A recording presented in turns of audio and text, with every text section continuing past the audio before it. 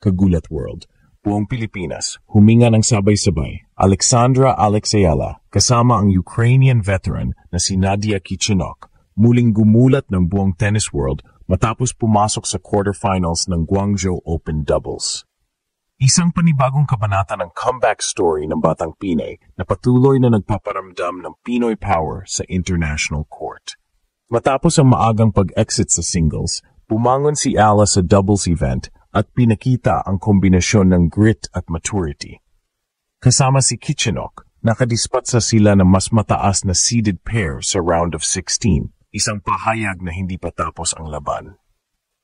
Sa quarterfinals, sasalubungin nila ang mabagsik na Russian tandem ni Polina Kudermetova at Kamila Rakimova na parehong kilala sa kanilang solid baseline play at aggressive net pressure. Dalawang panalo na lang at posibleng makita natin muli si Alex sa isang WTA final stage.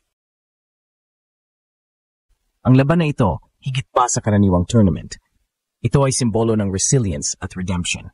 Sa kabila ng pagod, pressure at heartbreak, pinapatunayan ni Alex na kaya niyang bumalik ng mas matatag at kasama ang isang veteranang partner, ipinapakita niya na teamwork at composure ang tunay na sandata sa ilalim ng spotlight. Habang papalapit ang semifinals, nagiging malinaw. Hindi lang ito laban ng isang atleta, kundi laban ng isang bansang muling natututo maniwala. Kung magtatagumpay si Alex at Kichenok sa quarterfinals, makakaharap nila ang isa sa top-seeded duos sa semis, isang pagkakataong magbigay ng ingay hindi lang sa Asia kundi sa buong WTA circuit. Ang momentum ay pabor kay Ala, kalmado, nakangiti at handang bawiin ang stage na minsan ay dumulas sa kanyang mga kamay. Dalawang panalo na lang. Kaya bang pasabugin ni Ala ang China at muling makabalik sa finals? Ang buong bansa ay nag-aabang dahil sa bawat serve, bawat rally at bawat sigaw ng Vamos. Buhay ulit ang pangarap ng isang Pinay na gustong iparinig sa mundo. Hindi pa tapos ang laban. Muling ginulat ni Alexandra Ayala ang buong tennis world matapos makapasok sa quarterfinals ng doubles sa Guangzhou Open 2025 kasama ang kanyang partner na si Nadia Kichenok ng Ukraine. Sa edad na 20, muling pinatunayan ni Alex na kahit ilang beses kang madapa, basta't buo ang loob, kaya mong bumangon at mas malakas pa kaysa dati. Matapos ang heartbreak ng maagang pagkatalo sa singles event, hindi niya hinayaang iyon ang magtapos sa kanyang kampanya sa China. Sa halip, ginamit niya itong gasolina.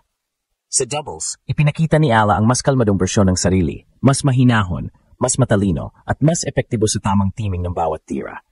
Sa partnership nila ni Kichenok, makikita ang balance, kabataan at pilis ni Alex, karanasan at discard ni Nadia. Ito ang formula na nagdala sa kanila sa panibagong yugto ng torneo. Ngayon, haharapin nila ang Russian duo na sina Polina Kudermetova at Kamila Rakimova sa quarterfinals.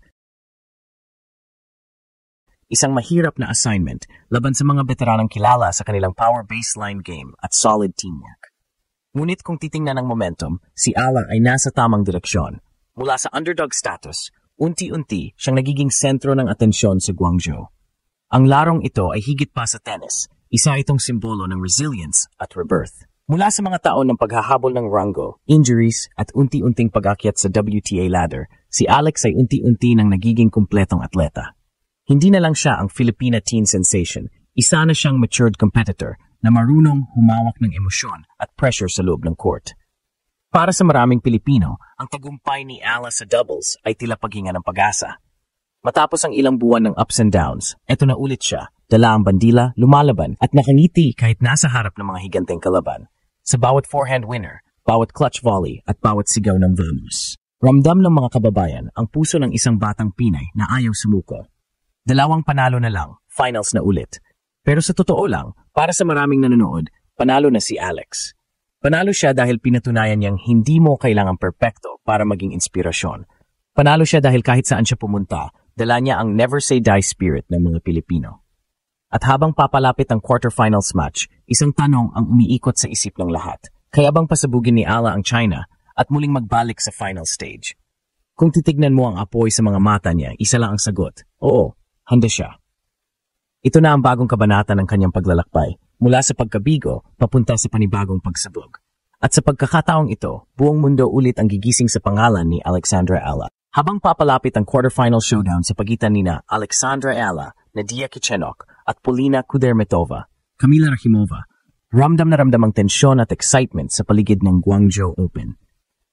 Dalawang panalo na lang at posibleng makabalik sa WTA final stage, isang hakbang na pagpatunay na kaya niyang makipagsabayan sa mga world-class double specialists kahit bagong partnership pa lang ang hawak niya. Ang matchup ay hindi madali. Ang Russian tandem ni Kudermetova at Rakhimova ay parehong likas na agresibo, malakas sa baseline, mabilis sa net, at sanay sa mga high-pressure rallies. Pero kung may edge si Ala at Kichenok, ito ay nasa kanilang contrasting styles. Si Ala, lefty at creative, nagdadala ng unpredictability. Si Kichenok naman, right-handed veteran, alam kung kailan kakalma at kailan titira ng eksakto. Ang kombinasyon nila ay parang bagyo may ritmo, hindi alam ng kalaban kung saan tatama, pero siguradong malakas. Para kay Alex, hindi na lang ito laban para sa puntos. Isa itong personal na misyon. Matapos ang ilang buwan ng pagtatrabaho sa ilalim ng radar, gusto niyang ipakita na ang isang batang Pinay ay kayang bumalik mula sa anumang setback. Sa bawat tournament na sinalihan niya nitong taon, nagbago siya. Mas patient, mas matatag, mas marunong pumili ng laban. Kaya na yung nasa quarterfinals siya, alam ng lahat na hindi lang ito swerte. Ito ay bunga ng disiplina, pagkabigo, at walang sawang paniniwala sa sarili.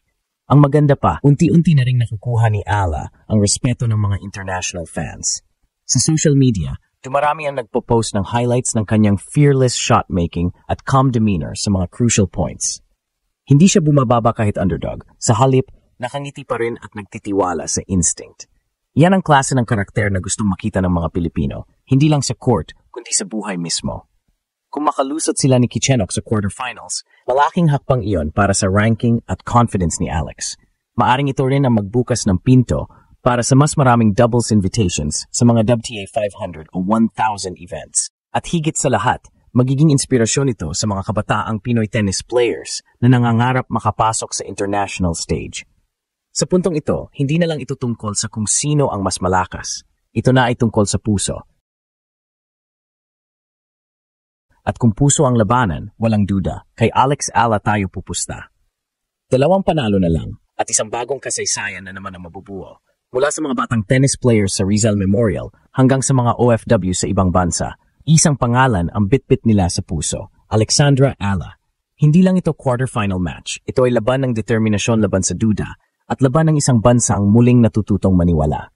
Si Ala, kasama si Kichenok, ay hindi lang naglalaro para sa rango, naglalaro sila para sa dignidad at pangarap ng bawat Pilipinong gustong makilala sa world stage.